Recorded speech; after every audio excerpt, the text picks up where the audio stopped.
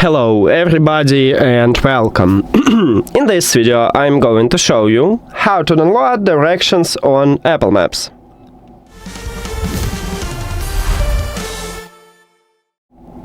You have to start by open Apple Maps application. After that, click the profile icon at the right side. Move to the offline maps and click at the plus at the right top.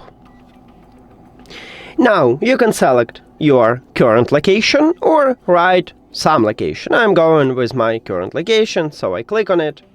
And after that, you need to adjust the area you want to save. So you can zoom it, but as you can see, I cannot zoom more than what I have right now. But you can select hugest area. I don't need it, so let's say I want this one. Now click download, and we need to wait until this download finished. So maybe I will speed up it for you.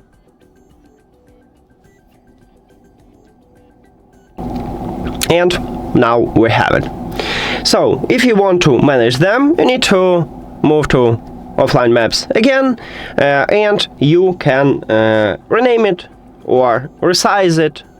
Right here we have resize, rename, or you can delete this map.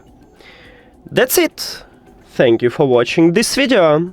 If you found it helpful, please consider subscribing to channel and leave the like on the video. See you later.